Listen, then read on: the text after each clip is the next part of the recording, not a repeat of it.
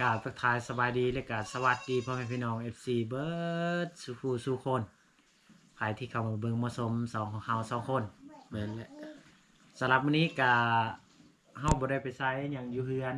มื้อนี้ก็มีโอกาสอยากมาพูดคุยกับน้องเคยเนาะโดยอยากมาถามน้องอ่า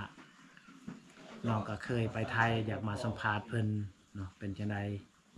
วิธีการเดินทางเพราะว่าบ่าวเปลือกก็บ่เคยไปเนาะ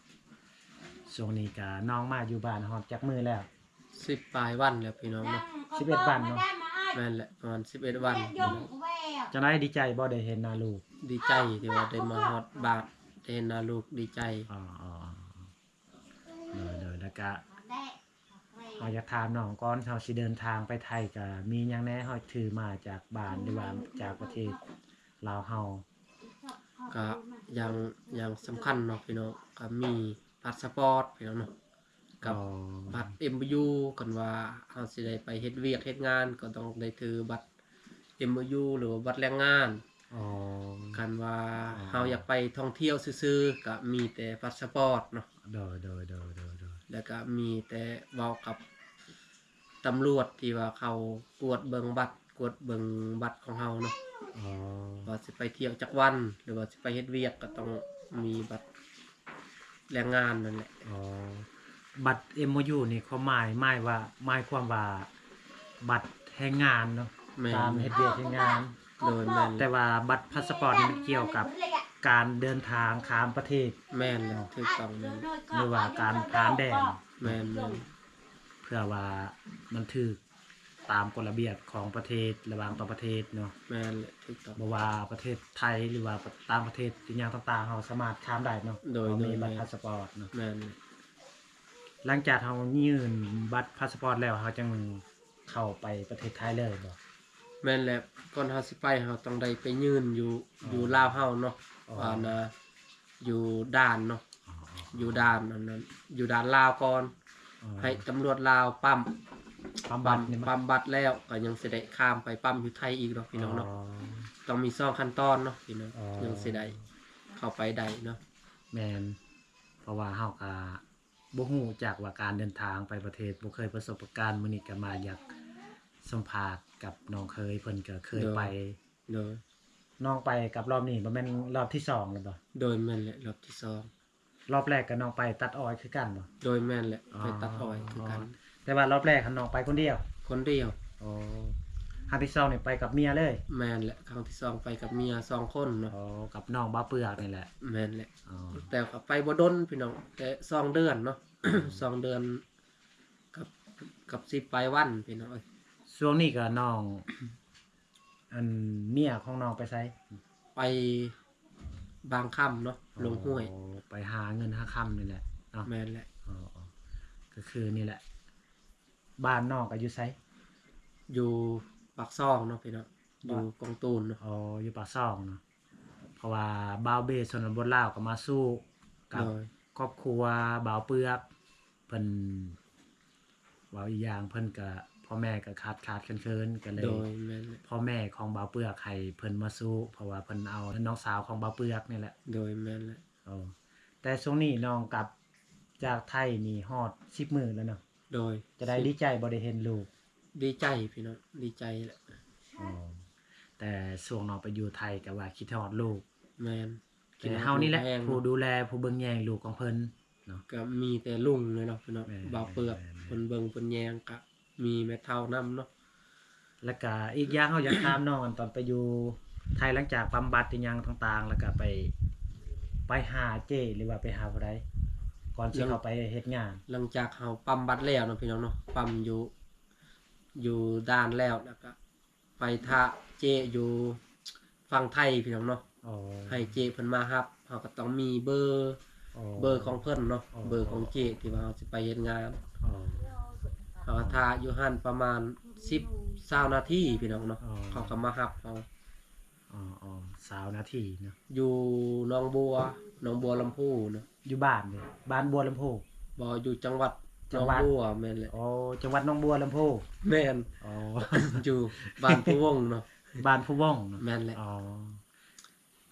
อ่า เป็นบัวลำพูนี่เป็นแข่งแขวงบ่ คันสิว่าคือลาวเฮาก็แขวงเนาะ อ๋อ แขวง แต่ว่าเมืองเด้ เมืองอำเภอผู้วง อำเภอผู้พงแต่บ้าน บ้านบ่แม่น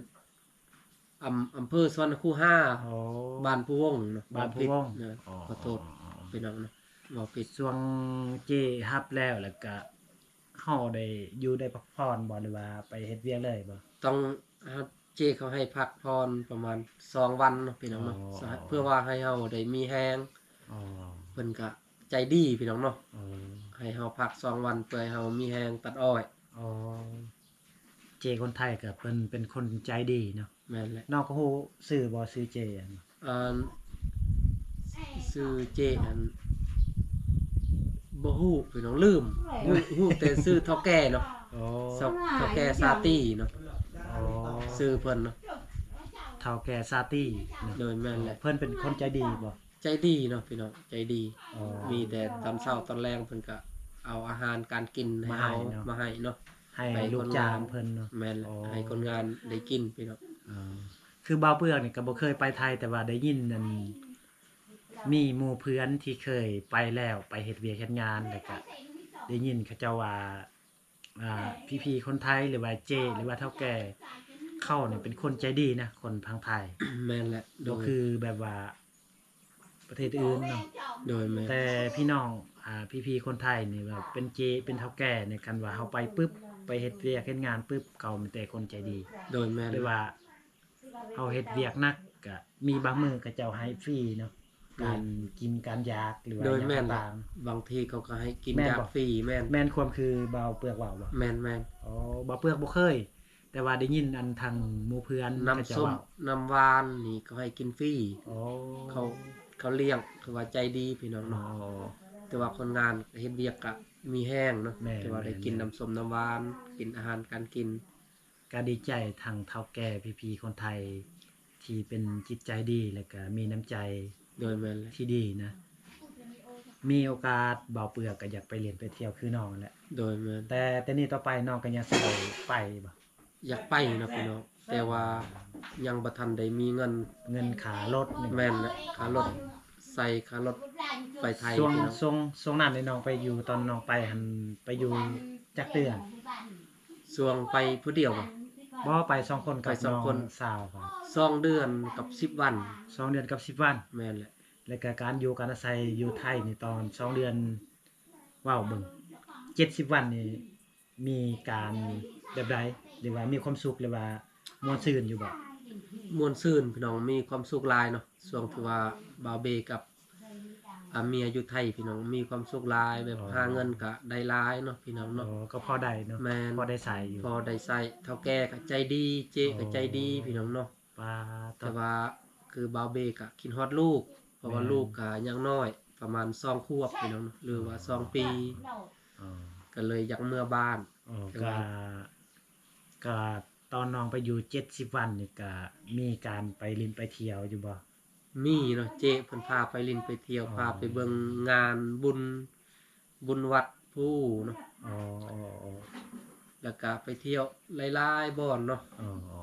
เพิ่นพาเราไปเที่ยวเวลาวันพักวันหยุดเนาะพี่น้อง ถือว่าเจ๊ก็ใจดีเนาะเฒ่าแก่เพิ่น เพิ่น ใจดี แม่นแหละเพิ่นเปิดหูเปิดตาให้คนงานได้มีแรงมีกำลังใจตัดอ้อยเนาะ โอ้ เวลา แต่ วันอาทิตย์วันเสาร์นั่นนี่ อ๋ออ๋อแต่วิธีทางเอาไปเฮ็ดเวียกอยู่ไทยนี่ สมมุติเอาเฮ็ดเวียกปึ๊บมันได้จักมื้อเฮาจังไปปั๊มบัตรใหม่หรือว่าไปแจ้งโตอยู่อันเจ้าหน้าที่หรือว่าบ่มีบ่ มีเนาะ2เดือนเนาะพี่น้องเนาะ อ๋อก ำหนด60วันเนาะ 60วันมันมีจักเทื่อ 60วันนี่เฮาสิไปปั๊มเทื่อหนึงเนาะพี่น้อง โอ้โอ้ ไปแจ้งตัวอยู่ในด่านเนาะเพื่อว่าไปปั๊มบัตรจึงว่ามันบัตรจึงบ่เบิดอายุเนาะ อ๋ออ๋ออ๋อ ถ้าว่าไปกายวันที่บัตรเบิดอายุ แต่ว่าเขาสิปรับใหม่เนาะ อ๋ออ๋อ เขาต้อง แต่ว่าเฮาก่อนเฮาไปปั๊มบัตรเฮาต้องบ่ให้มาแจ้งโตบ่ให้กายกำหนด แม่นว่าให้กายวันที่แม่น เฮาต้องมาก่อนกำหนดเนาะ โดยแม่นแหละคัน อาจารย์เจ้าหน้าที่คนไทยเขาเป็นคนใจดีนี่ เขาสิบ่เอาหยังเลย แม่นแหละเขาสิบ่เอาหยังเนาะ แม่น เขาใจดีพี่น้องตำรวจ ฝั่งไทยที่ว่าปั๊มบัตรปั๊มหยัง แม่นๆ กับฝั่งลาวเฮาก็ใจดีพี่น้องเนาะ ๆแม่นแล้วก็เฮาต้องได้มาก่อนกำหนดบ่ให้กายกำหนด โดยแม่นแหละ ถ้าว่าเฮามากายกำหนดบ่แม่นว่าเขาบ่ใจดีเพราะว่ามันเฮาผิดระเบียบระการของเขา แม่นแหละ เฮาต้องได้ให้ค่าน้ำค่าไหนให้เขาแม่นบ่ เขาต้องได้ปรับเลยพี่น้องกันเฮาไปไกลวันที่สิได้ปรับมื้อละ500เนาะ อ๋อ กัน ก็ ตี สุดใจดีแล้ว เงินเฮาก็ประมาณ 200,000 300,000 แม่ เนาะ นเฮาต้องได้มาปรับมาปรับบัตรให้มันก่อนกำหนดจังว่า โดยแม่น ถูกต้องเนาะ แม่นแหละ บ่ว่าอยู่ไสเฮาต้องได้ปฏิบัติภาระหน้าที่ของกฎระเบียบ โดยแม่นแหละ ของประเทศ แม่น หรือว่าของเจ้าหน้าที่ โดยแม่น ฉะนั้นเฮาจึงอยู่แบบว่าสะดวก แม่นสะดวกสบาย อ๋อใน60วันเฮาปรับ2เทื่อนะไปปรับบัตร2เทื่อ เทื่อเดียว เทื่อเดียว แม่นแหละเทื่อเดียว เพราะว่าเดี๋ยวนี้เขาตั้งกฎใหม่เพราะว่า2เดือน60วันนี่ต้องได้ไปปั๊มเทื่อนึงเนาะพี่น้อง อ๋อ บ่คือแตะกี้ช่วงแตะกี้นี่เดือนหนึง30วันต้องได้ไปปั๊มเทื่อนึง อ๋อ เพราะเดี๋ยวนี้เขาเปลี่ยนใหม่แล้ว60วันไปปั๊มเทื่อนึง แม่นแต่ว่าตอนนี้ต่อไปว่าสิเมื่อพักจักมื้อจึงค่อยไปไทยอีกยังสิได้ยังสิอยากไปอีกบ่ ยังอยากไปเนาะแต่ว่าคือว่าสำคัญก็เงินเลยเนาะพี่น้องเนาะบ่มีเงินใส่ค่ารถค่าลาไปเนาะ อ๋อ เพราะว่าแต่บ้านเมียไปไทยนี่ก็ใช้เวลา2วันเนาะพี่น้องเนาะไปฮอดทาดาน ไล่เป็นเงินเฮาตกอยู่ 4-5 ล้านเนาะจังว่าค่อยฮอดไทย แม่นแหละ 4-5 ล้านกีบกันถึกเป็นเงินไทยก็เกือบฮอดหมื่นพี่น้องเอ้ย แม่น 8-9,000แล้ว แม่น พี่น้อง คือว่าคันว่าคือเฮานี่ คนยังบ่ทันมีบัตรพาสปอร์ตบัตร MOU คือสิเบิดหลายเนาะคันว่าเฮาสิไปไทย แม่นแหละ เฮา เบิ ต้อ ด ง หลาย เฮ็ดครบตามภาระหน้าที่ของประเทศระหว่าง2ประเทศเนาะ แม่นแหละ คือสิเบิดหลาย เบิดหลายพี่น้องเอ้ย คือน้องอันเฮ็ดพาสปอร์ตอยู่ตอนน้องเฮ็ดเบิดเท่าไหร่ รวม2คนก็เบิด7-8 ล้านเนาะพี่น้องเนาะก็หมื่นปลายเกือบเข้า20,000พี่น้องเนาะ แม่นเพราะว่าก็มันสิเบิดหลายนี่ก็เฮามันอยู่ไกลเนาะ แม่น มันสิเบิดหลายเพราะว่าเฮา ค่า ก็ รถค่าลา อยู่บ้านนอกบ้านนาอยู่ชนบทเนาะ แม่นแหละ คันว่าคือคนอยู่ในเมืองนี่ก็บ่เบิดเนาะซำนี้เนาะ แม่นบ่เบิดหลายปานใด คันว่าอยู่ไกลกันแบบ แม่น อยู่ไกลบนหมองเขาเฮ็ด บัตรเนาะก็บ่ค่อยเบิดหลายพี่น้อง แม่นแหละ แต่อยู่บ้านเฮาอยู่ชนบทอยู่บนดอยก็เฮ็ดให้เฮาเบิดหลาย เบิดหลายเบิดน้ำรถน้ำรถเนาะพี่น้องเพราะว่าได้ขี่รถไปกลับมาก็เบิดแล้ว อ๋อ วันหนึงก็ประมาณ500,000หรือว่า600,000กีบเนาะ2คน อืม คันตีเป็นเงินไทยก็สิประมาณวันละ1,000เนาะพี่น้องไปกลับเนาะ แม่น 2ผัวเมีย เฮาก็ยังคิดอยู่คิดอยากไปไทย แม่นแหละ อยากไปทำงานนี่แหละว่าไปยามหมู่เพื่อนหรือว่าไปยามพี่ FC เนาะ ๆเนาะเดี๋ยวว่าเฮาจะคิดอยู่อยากไปแต่เฮาบ่มีเงินสิเฮ็ดพาสปอร์ต โดย มี แม่น เงินแบบว่าเฮ็ดบัตร MOU นะ แม่น คันว่ามีอยากไปแห้งพี่น้อย แม่น เพราะว่าเฮาได้ยินนั่นมีบางคนคือน้องชายนี่ไปอยู่ไทยเฒ่าแก่คนไทยหรือว่าเจคนไทยมีแต่คนใจดี โดยและ แล้ว แม่ พอน ไปสองอีกอย่างก็ประเทศที่เจริญนะ ไปไสมาไสก็ม่วนเบิด แม่น ประเทศที่เจริญ พองเฮืองบ่คือบ้านเฮาเนาะอยู่บ้านนอกบ้านนาอยู่ชนบท อยากไปเบิ่งในเมืองเนาะ แม่นอีกอย่างก็อยากมาสัมผัสอยากมาเบิ่งอยู่ในเมืองเนาะ โดยแม่ แล้ว น ก็คืออยู่บ้านเฮานี่ได้แต่นั่งพังเสียงนกเสียงหนู แม่น เว้าแหลมๆมีแต่เสียงสัตว์นั่นแหละได้ยินนะทุกคนเอ้ย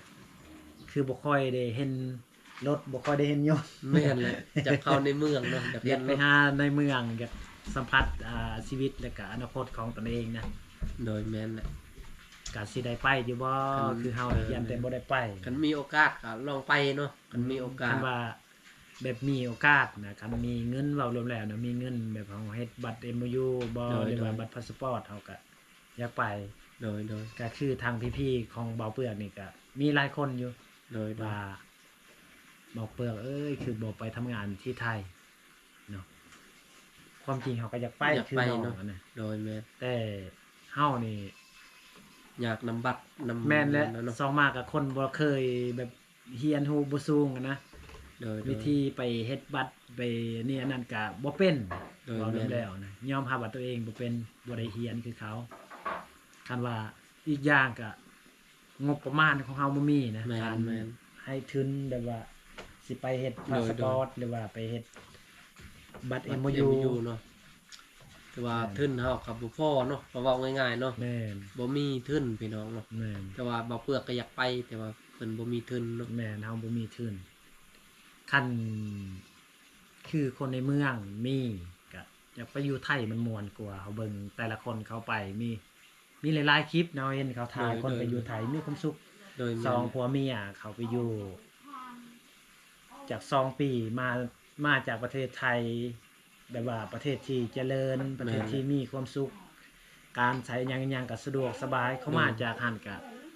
มาปึ๊บฮอดประเทศลาวเขาสามารถปลูกเรือนได้ โดยแม่น ห แห รื ละ อว่าสามารถซื้อ ซื้อร ร ถ ถได้ ได้แม่นแหละ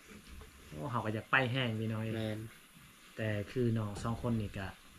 มีโอกาสหน้าอยากไปอีกบ่ อยากไปเนาะก็มีโอกาสหน้าอยากไปพี่น้อง อ๋อ คือว่าอยากไปแห้งแหละแต่ว่าต้องได้หาเงิน แม่น ใส่ค่ารถก่อน แม่นต้องได้เก็บเงินก่อน แม่น แล้วค่อยโฮมไว้แล้วก็ไปต่อ โดยแม่น คือแบบว่าระยะเดือน3เดือน4เขาเฮ็ดหยังอยู่ไทย ช่วงเดือน3เดือน4ก็บางบอนก็จะมีพวกเก็บมักไม้เนาะพี่น้องเนาะ อ๋อ เก็บมักไม้ช่วงตัดอ้อยก็แล้วเนาะช่วงเดือน4ก็บ่มีแล้วตัด มัก อ้อย โม่นี่บ่ล่ะ แม่นก็สิเก็บมักโม่เนาะพี่น้องแล้วก็ อ๋อ มักคามนี่แหละ คือว่าสิแม่นนี่แหละมันเฮ็ดเวียกอยู่บริษัท หรือบอกว่าเวียกอยู่งานก่อสร้างเนาะ แม่น ไปเฮ็ดเวียกก่อสร้างไปเนาะหรือว่าเฮ็ดเวียกในสวนทุเรียนเนาะ อ๋อ ช่วงนี้สำคัญคือสิมีสวนทุเรียนไปเนาะ แม่น เก็บมักทุเรียนเนาะ แม่นช่วงนี้มักทุเรียนแล้วก็มักโม่นะ โดยแม่นแหละทุเรียน แล้วก็ กับ แบ มัก บว่า โม่ เขาจ้างกันว่าเขาไปเก็บมักโม่นี่เขาจ้างแบบใดแบบ แบบ เมา เป็นหน่วยหรือว่าเมาเอา เมาเลยเป็นคันรถเนาะพี่น้องสมมุติว่า10คนเก็บขึ้นรถภายในรถ5คันน่ะมันเต็ม5คันแล้วก็ อ๋อ เท่าแก่เขาสิไล่ให้แนวใดสมมุติว่าคันละ 5,000 หรือว่าคันละ10,000เขาก็มาหารกันแบ่งกันเอาสิได้คนละเท่าใดนึง อ๋อ แต่ว่าสองพ่อเมียเขาก็ได้ต่อวันหนึ่งนี่ประมาณ 3,000พี่น้องเนาะได้หลายอยู่ คือสิได้หลายเนาะ ได้หลายกันเทียบใช้เงินเฮาก็เกือบเข้า2ล้านกีบเนาะพี่น้องเนาะ อ๋อ วันหนึ่งเนาะพี่น้อง อ๋อ ยิงตามบางที่เฮามีมักโมลายเฮาก็ได้เงินหลายคันมีน้อยเฮาก็ได้น้อยเนาะ แม่นเขาก็อยากไปแห้งพี่น้องเลยอยากไปไทยแห้งแต่ โดย เขาบ่มีความสามารถไป โดยแม่น แม่นบ่มีความสามารถอื่น แต่เนื่องจากเขาบ่มีน่ะแล้วก็อีกอย่างแต่ช่วงนี้บาวเบส่วนบนลาวมีหยังอยากฝากให้เฒ่าแก่แล้วก็พี่ๆอยู่ทางไทย ก็อยากฝากเนาะว่าเดี๋ยวนี้ก็มาฮอดลาวแล้วก็ดีใจที่ว่าได้เฮ็ดเวียกนำเฒ่าแก่นำ คนไทยเนาะถ้าแก่คนไทยก็ได้เงินพอเมื่อซื้อของกินของอยากซื้อเกลือเป็นนัวซื้อข้าวกินเนาะพี่น้องเนาะก็ดีใจพี่น้องเนาะ แล้วก็ช่วงนี้น้องบาวเบมีหยังอยากฝากให้พี่ๆ FC คนไทยหรือว่าเฒ่าแก่อยู่ทางไทย